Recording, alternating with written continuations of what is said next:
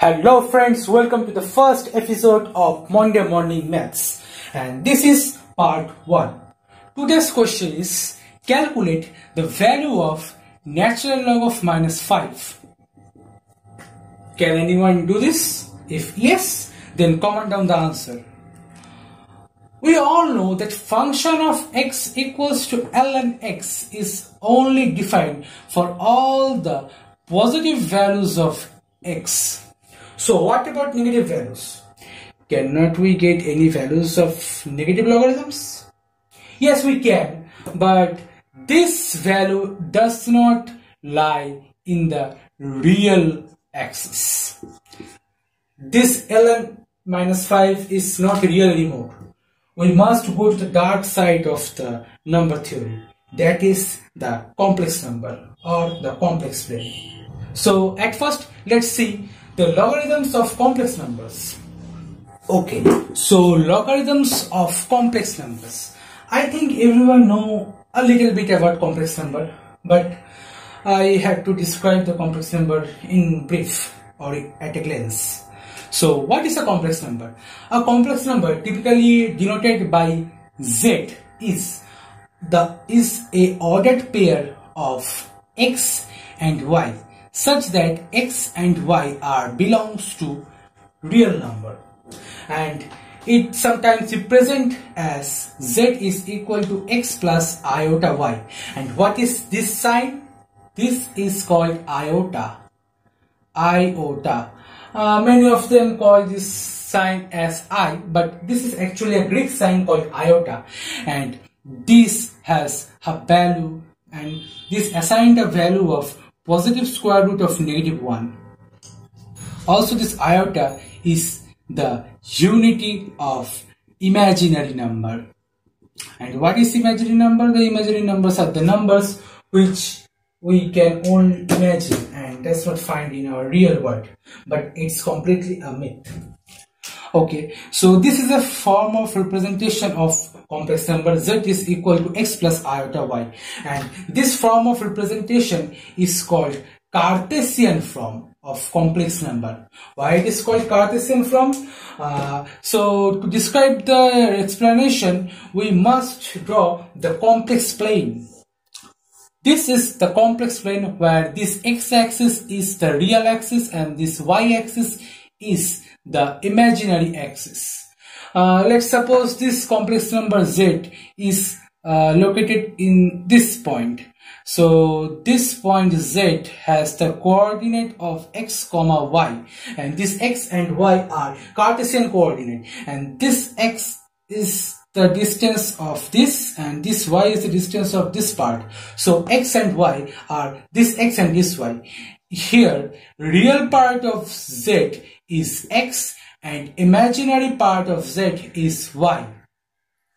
So due to this x and y belong to the Cartesian coordinate of the complex number, so this form is called the Cartesian form.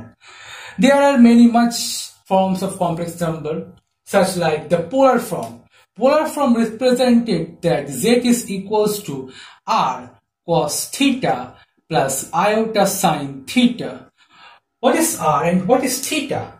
Actually, my friend, r is nothing but the distance of the point from the origin.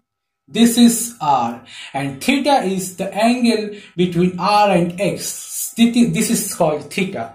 Here we can find the value of r by simply use the Pythagorean theorem. R is equal to root over x square plus y square, and this r is called modulus value of z, and this theta is called amplitude of z. Actually, this is called amplitude or argument.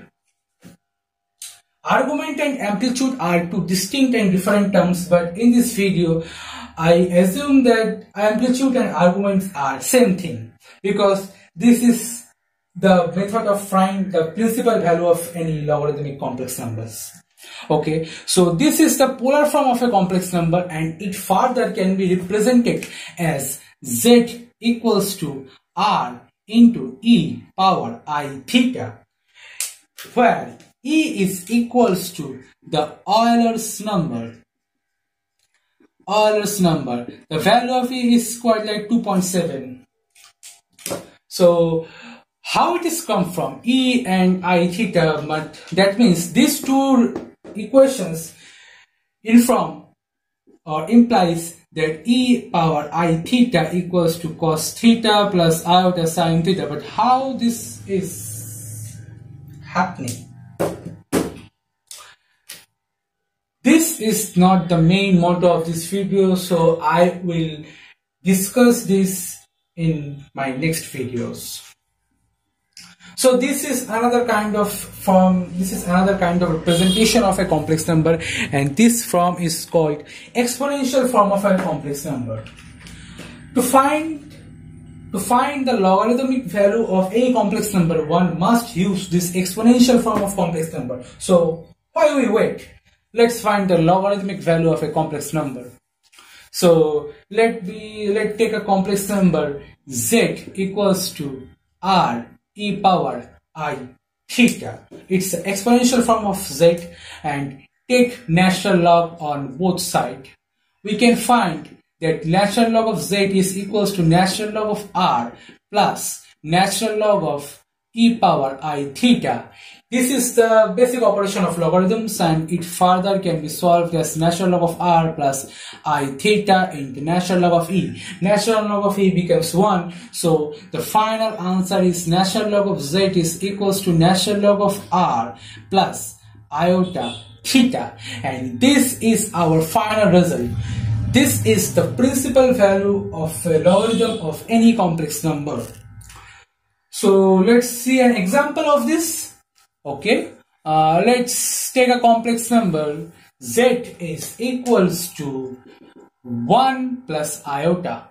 So what is the mod of z? Mod of z equals to root over 1 plus 1. Why? Because here x is equals to 1, y is equals to 1, so it must be root 2. So r equals to root 2, and argument of z is nothing but tan inverse of y by x, and this becomes pi by 4.